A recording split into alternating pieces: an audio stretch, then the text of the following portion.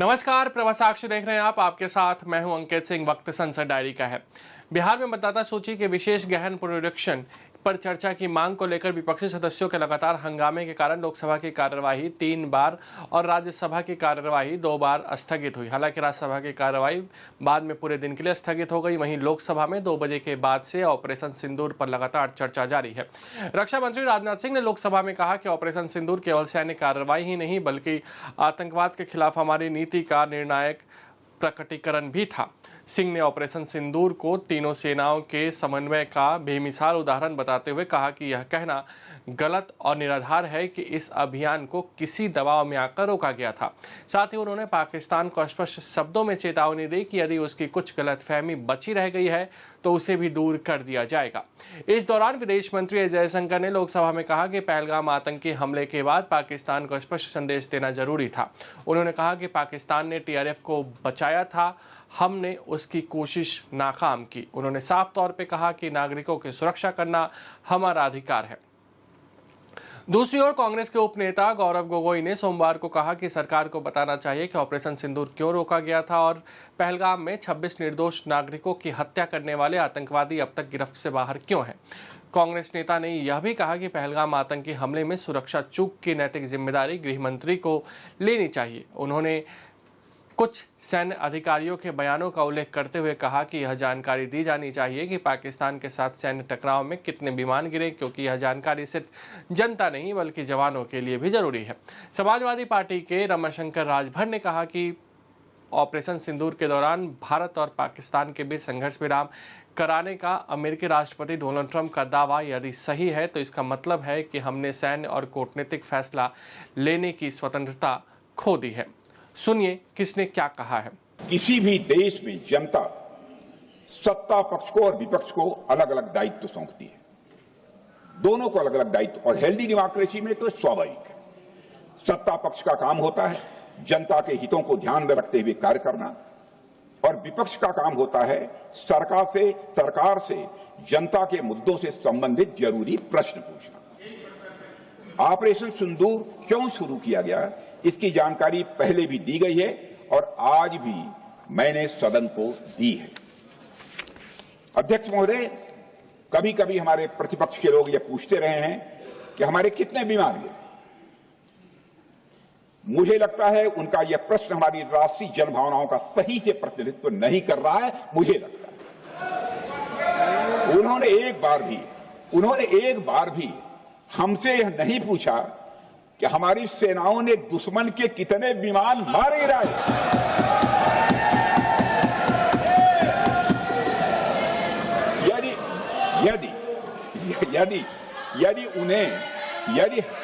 यदि उन्हें प्रश्न पूछना ही है अध्यक्ष महोदय, तो उनका प्रश्न यह होना चाहिए, क्या भारत ने आतंकवादी ठिकानों को तबाह किया? तो उसका उत्तर है हां।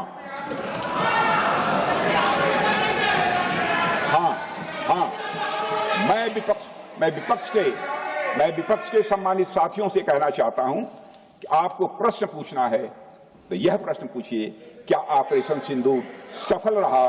तो उसका उत्तर है हां।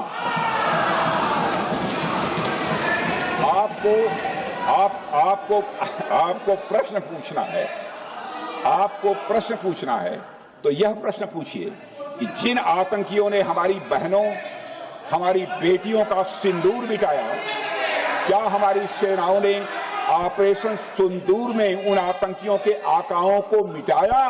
तो इसका उत्तर है हां। और आपको प्रश्न पूछना है तो यह पूछिए कि इस ऑपरेशन में क्या हमारे जाबाज सैनिकों को कोई क्षति हुई है? तो उसका उत्तर है नहीं। अध्यक्ष महोदय, लक्ष्य जब बड़े हो तो अपेक्षाकृत छोटे मुद्दों पर हमारा ध्यान नहीं जाना चाहिए। लक्ष्य बड़े हो तो छोटे मुद्दों पर, अपेक्षाकृत जो छोटे मुद्दे होते हैं कंपैरेटिवली, उन पर ध्यान नहीं जाना चाहिए, क्योंकि छोटे मुद्दों पर ही ध्यान देते रहने से देश की सुरक्षा और सैनिकों के सम्मान और उत्साह जैसे बड़े मुद्दों से ध्यान हट सकता है, जैसा कि विपक्ष के हमारे कुछ साथियों के साथ हो रहा है। अब चूंकि विपक्ष के मित्र ऑपरेशन सिंदूर को लेकर उचित प्रश्न नहीं पूछ पा रहे हैं, तो उन्हें मैं क्या बताऊं अध्यक्ष महोदय। अध्यक्ष महोदय, 2015 में जब हमारे प्रधानमंत्री मोदी जी ने लाहौर जाकर नवाज शरीफ से मुलाकात की, तो भारत ने फिर से दोस्ती का हाथ बढ़ाया। भारत ने फिर से दोस्ती का हाथ बढ़ाया। अध्यक्ष महोदय, हम वाकई में शांति की राह पर चलना चाहते थे, क्योंकि हमारी मूल प्रकृति बुद्ध की है, युद्ध की नहीं है। हमारी सरकार ने भी पाकिस्तान के साथ शांति स्थापित करने के अनेक प्रयत्न किए हैं, लेकिन बाद में हमने 2016 में सर्जिकल स्ट्राइक से, 2019 में बालाकोट में एयर स्ट्राइक से और 2025 के ऑपरेशन सिंदूर से हमने शांति स्थापित करने का दूसरा रास्ता अपनाया है। अध्यक्ष महोदय, अब हमारे प्रधानमंत्री श्री नरेंद्र मोदी जी और हमारी सरकार का स्टैंड बिल्कुल क्लियर है। सभ्य मुल्कों के बीच बातचीत होती है अध्यक्ष महोदय, लोकतांत्रिक देशों में बातचीत होती है, पर एक ऐसा देश जिसके वजूद में लोकतंत्र का एक कतरा भी न हो और सिर्फ रिलीजियस फैनेटिसिज्म, टेररिज्म और हेट्रेड अगेंस्ट इंडिया हो, उसके साथ संवाद किसी भी सूरत में नहीं किया जा सकता। क्योंकि टेररिज्म की भाषा जो अध्यक्ष महोदय होती है, वह खून, डर और नफरत है, संवाद नहीं। गोलियों की आवाज में संवाद की आवाज दब जाती है। जहां खून बहता है वहां बातचीत की गुंजाइश अध्यक्ष महोदय नहीं बचती। अध्यक्ष महोदय, पाकिस्तान की वर्तमान स्थिति अब जग जाहिर है। जिस देश ने आतंक को अपनी विदेश नीति का औजार बना लिया, वह अंततः अपने ही जाल में फंस जाता है। पाकिस्तान की नीति और चरित्र को लेकर कोई भ्रम नहीं रहना चाहिए। यह एक ऐसा देश है जो वैश्विक आतंकवाद की नर्सरी है और उन्होंने इसको अपनी स्टेट पॉलिसी का भी एक आधार बनाया हुआ है। अध्यक्ष महोदय, ऑपरेशन सिंदूर के दौरान पूरी दुनिया ने देखा है कि पाकिस्तान में सरकार आतंकवादियों के लिए स्टेट फ्यूनरल का इंतजाम कर रही है और सैन्य अधिकारी भी आतंकवादियों के जनाजे में भाग लेते हैं। यह वही देश है जो सीमा पर सैनिकों से लड़ने का साहस नहीं जुटा पाता, इसलिए निर्दोष नागरिकों, बच्चों और तीर्थ यात्रियों को आतंकवाद का निशाना बनाता है। पाकिस्तान की सेना और आईएसआई आतंकवाद को एक प्रॉक्सी वार के रूप में अध्यक्ष महोदय इस्तेमाल करती हैं और उसके सहारे वे भारत को डिस्टेबलाइज करने का सपना देखती है। अध्यक्ष महोदय, मैं लोकतंत्र के मंदिर में खड़े होकर यह बात कह रहा हूं कि भारत को 1000 कट्स देने का सपना पालने वालों को नींद से जग जाना चाहिए। यह मोदी जी के नेतृत्व वाला नया भारत है जो आतंकवाद के खिलाफ किसी हद तक जा सकता है। हमारी नीति है आतंकवाद के खिलाफ प्रभावी कार्रवाई करना। हमारा पाकिस्तान विरोध उनकी आतंकवाद की नीति के कारण है, इसलिए पाकिस्तान का हमारा विरोध है।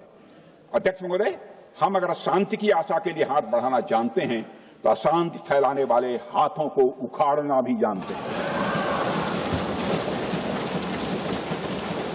अध्यक्ष महोदय, अगर शांति के प्रयास करना हम जानते हैं तो दुष्टों को जो भाषा समझ में आए उसी भाषा में समझाना भी जानते हैं। सठे साक्ष्यम समाचरित, अर्थात दुष्ट के साथ दुष्टता का ही व्यवहार करना पड़ता है कभी कभी। अध्यक्ष महोदय, हमने भगवान कृष्ण से सीखा है कि शिशुपाल की 100 गलतियां माफ की जा सकती हैं, पर अंत में धर्म की रक्षा के लिए सुदर्शन चक्र उठाना ही पड़ता है। हमने पार्लियामेंट का अटैक सहा है अध्यक्ष महोदय, 2008 का मुंबई अटैक सहा है, झेला है, लेकिन अब हमने कह दिया है इनफ इज इनफ। अब हमने सुदर्शन चक्र उठा लिया है अध्यक्ष महोदय। सच्चाई पहलगाम की आनी चाहिए, सच्चाई ऑपरेशन सिंदूर की आनी चाहिए, सच्चाई विदेश नीति की आनी चाहिए। और यही आज हमने सूचना का जो युद्ध की जो बात हम कर रहे हैं, वो आज हमने आदरणीय राजनाथ सिंह के भाषण में सुना। बहुत से सूचनाएं दी उन्होंने, बहुत से जानकारी दी, लेकिन रक्षा मंत्री होने के नाते ये नहीं कहा कि पहलगाम में दहशतगर्द कैसे आए। ये नहीं कहा कि बेसारन में जहां पर 1000 लोग जाते हैं, खुशियां मनाते हैं, कैसे 5 दहशतगर्द वहां पर जाकर 26 लोगों की गोलियों से छलनी करते हैं। ये सूचना रक्षा मंत्री ने नहीं दी। यही है सूचना का युद्ध कि इतनी जानकारी देते हैं कि कभी कभी सवाल पूछना भी भूल जाते हैं। और आज ये है हमारे विपक्ष का कर्तव्य कि हम सवाल पूछेंगे देश हित में, राष्ट्र हित में। जम्मू कश्मीर के लेफ्टिनेंट गवर्नर नहीं, अगर जिम्मेवारी किसको लेनी पड़ेगी तो आदरणीय गृह मंत्री आपको लेनी पड़ेगी। नैतिक जिम्मेवारी आपको लेनी पड़ेगी। आप लेफ्टिनेंट गवर्नर के पीछे नहीं छुप सकते।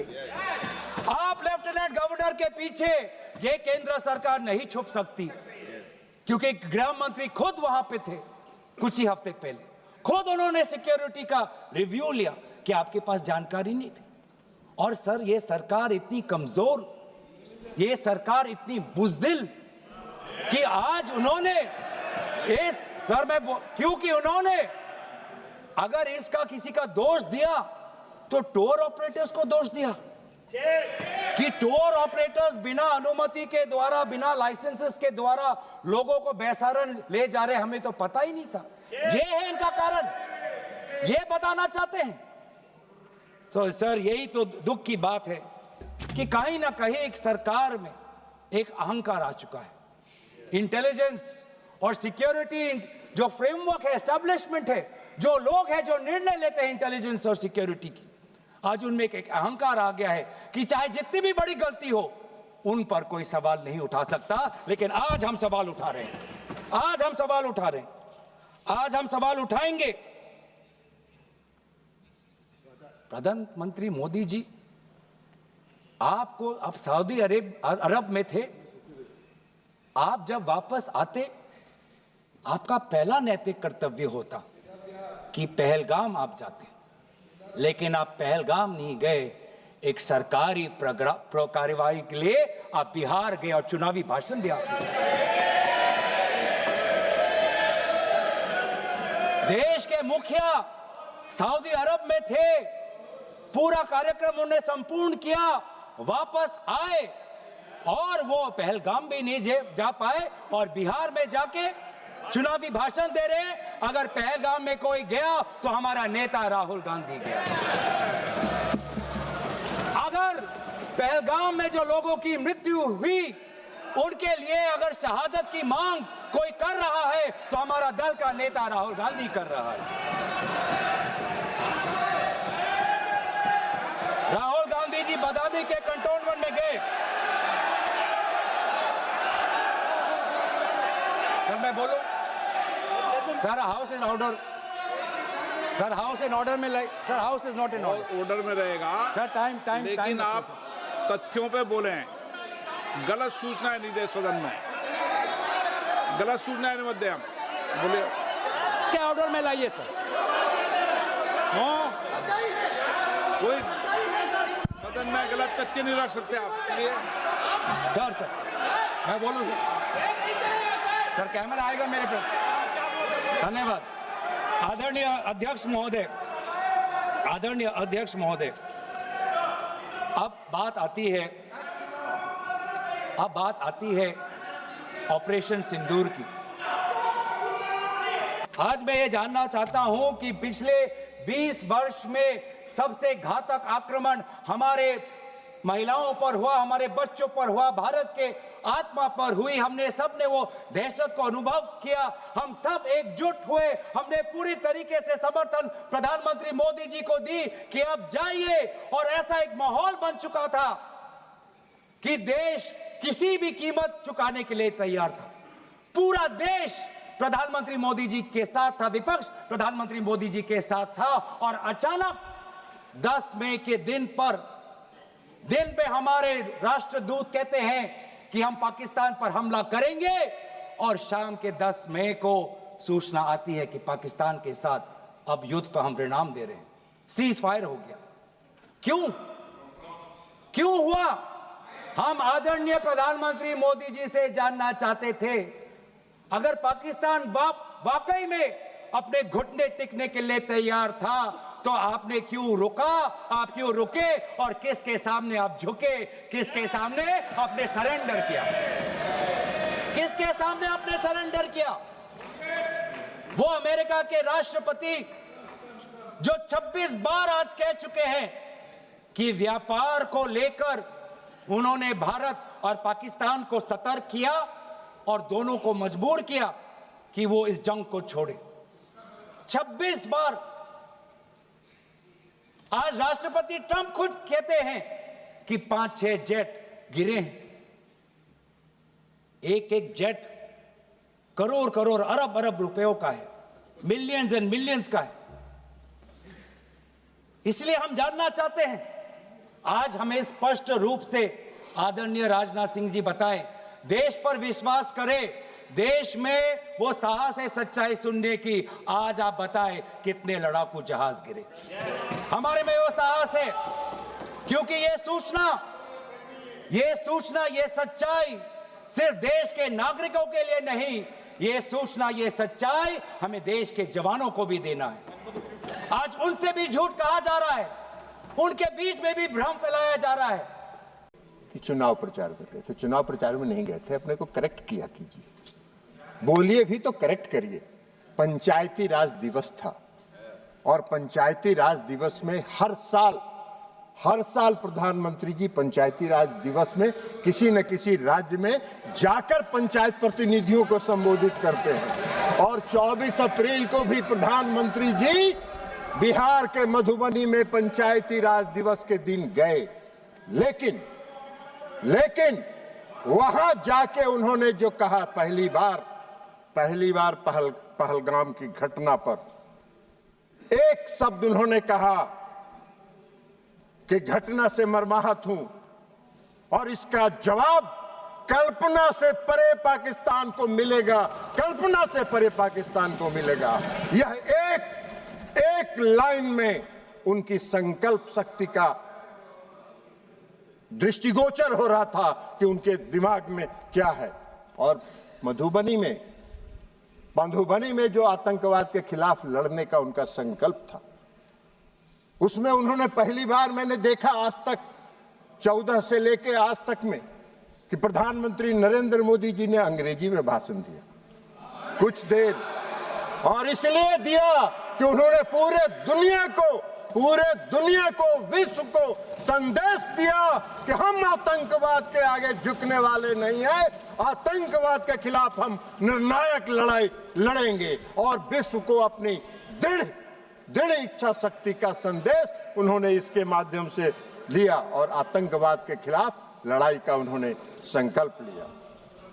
प्रधानमंत्री जी ने अभी, रक्षा मंत्री जी ने विस्तार से बताया, वो सब बात तो आपके दिमाग में घुसा नहीं होगा, तो ऊपर से निकल गया होगा।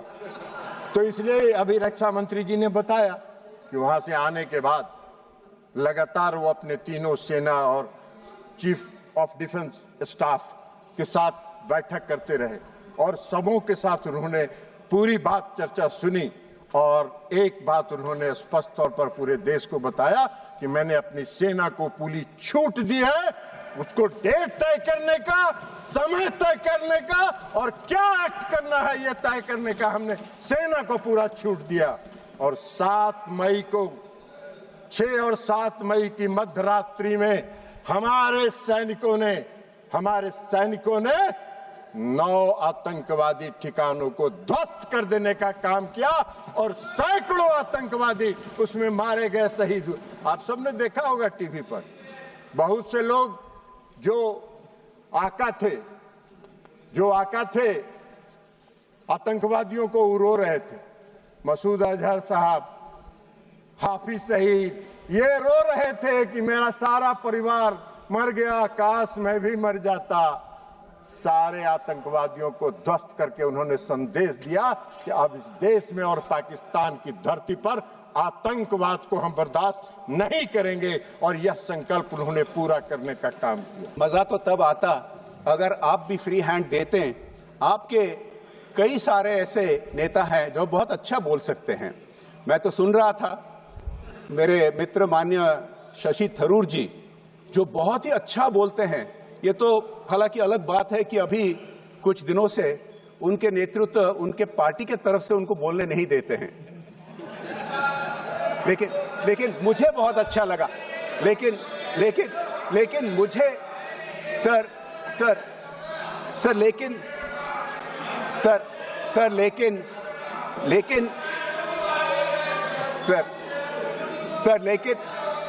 सुन तो लीजिए sir.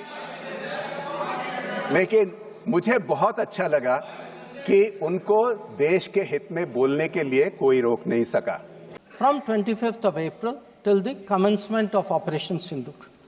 During this period, there were obviously a number of phone calls, a number of conversations. At my level, there were 27 calls. At Prime Minister, I think almost 20 calls. About 35, 40 letters of support came in. And what we tried to do was to create a narrative, prepare the diplomacy for the launch of Operation Sindoor. And the result of that diplomacy, Honorable Speaker, sir, there are 193 nations of the members of the United Nations. 193. Only 3, apart from Pakistan, opposed Operation Sindoor. Only 3. If you look through this period, and I would be very happy to share with the House the exact positions of various governments, overwhelmingly, there was recognition that terrorism is unacceptable, that a country which has been attacked has a right to defend itself, and that India was doing exactly that. Now, when Operation Sindoor was launched, we spelled out our objectives. There was a statement, Honorable Raksha Mantri ji referred to it in his statement, where we put out for the benefit of our own. Rajya Sabha की कार्यवाही। बिहार में मतदाता सूचियों के विषय गहन पुनरीक्षण सहित विभिन्न मुद्दों पर विपक्षी सदस्यों के हंगामे के कारण राज्यसभा में पिछले सप्ताह से जारी गतिरोध सोमवार को भी बरकरार रहा और बैठक 2 बार के स्थगन के बाद दोपहर 2:02 पर पूरे दिन के लिए स्थगित कर दी गई। सरकार ने सोमवार को राज्यसभा को बताया कि वंदे भारत ट्रेनों के संचालन के लिए भारतीय रेल नेटवर्क पर पटरियों के उन्नयन के कार्य में बीते 10 वर्षों में बड़े पैमाने पर सुधार किया गया है, जिससे उसकी गति क्षमता में उल्लेखनीय वृद्धि हुई है। केंद्र सरकार ने सोमवार को राज्यसभा को बताया कि देश भर में अब तक 1.50 करोड़ से अधिक घरेलू उपभोक्ताओं को पाइप से प्राकृतिक गैस के कनेक्शन दिए जा चुके हैं। यहाँ हरदीप पुरी के लग जाएंगे। अगर आप भी लेना चाहते हैं देश दुनिया की तमाम जानकारी तो आज ही सब्सक्राइब करें हमारे चैनल को। साथ ही नीचे दिए बेल आइकन को जरूर दबाएं ताकि हर अपडेट आप तक पहुंच सके।